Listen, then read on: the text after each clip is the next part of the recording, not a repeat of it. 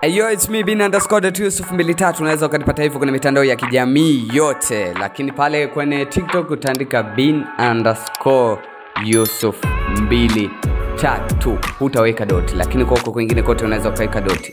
Hata hivyo unaweza ukanipata hivyo. Lakini sasa leo story ambayo niliokuepo mezani ndani ya Trending Biz ni ya kuhusu bwana mkubwa tajiri, mheshimiwa, majina yote unaweza ukamtupia yeye, Bill Gates. Sasa Bill Gates, mwanzilishi mwenza wa Microsoft na mfadhili wa teknolojia, ametoa angalizo kali kuhusu athari za akili bandia, yani hapa naongelea AI, katika upande wa ajira.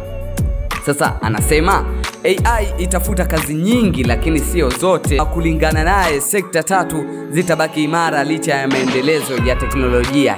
Kazi hizo ni kama zifuatazo.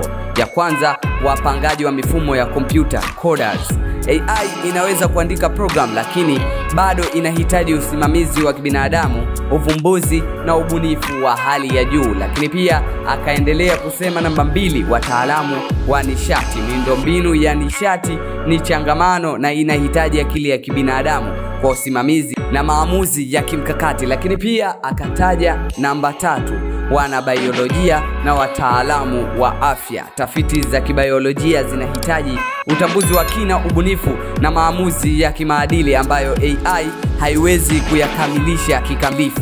Bill Gates anasisitiza kuwa AI inaweza kubadilisha jamii kama vile mtandao ulivyofanya, au hata kama mapinduzi ya viwanda. Pia ametabiri kuwa siku za usoni watu wengi watafanya kazi kwa siku 2 au 3 tu kwa wiki kutokana na AI kuwa majukumu mengi.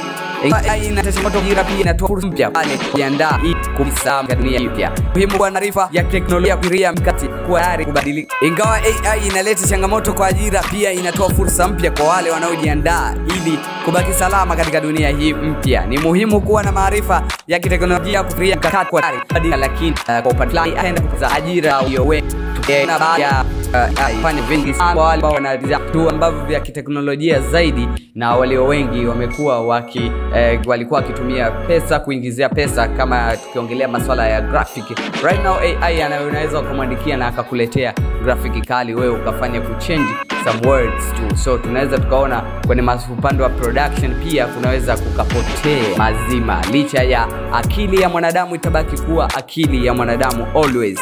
Mwenyezi Mungu alimuumba mwanadamu na akaweka vitu kama hivyo ndani yake, na riski tunapata kwa design hiyo. So unaweza ikawa AI na ametaja kazi 3, lakini kumbuka na hakika zaidi ya kazi nyingi sana zinaweza zikasalia kuendelea kuwepo kutokana na akili ya mwanadamu. Itabaki kuwa akili ya mwanadamu, na akili bandia au akili ya kiteknolojia AI itabaki kuwa akili ya kiteknolojia. That's why ukiingia kwenye baadhi ya mitandao wakitaka kuhakikisha kwamba ni binadamu au sio binadamu, kuna ile ishara ya kitu anakuletea kama I am a robot au I am not a robot. Robot hawezi kuklik pale, so wewe unaweza kuklik ili kuprove kwamba mimi sio robot. Unaweza kuona akili ya mwanadamu itabaki kuwa akili ya mwanadamu licha ya mapinduzi gani yafanyike duniani, still human being atabaki kuwa human being. Ulikuwa nami bin_Yusuf23. Sawa kusubscribe kwenye YouTube channel yetu ya TNCTZ, maana ndio sehemu pekee ambayo tutakuwa tunakuletea updates zote za kiburudani, lakini pia masuala yote kama hayo yanayo trend mitandaoni. Lakini pia usahau kutufollow kwenye mitandao yetu ya kijamii kama TNCTZ pale TikTok pamoja na Instagram. Lakini kwa wale wadau wa michezo, mnaweza mkafollow Goal255, ndio account yetu ya masuala ya michezo tunadili huko. See you until the next time.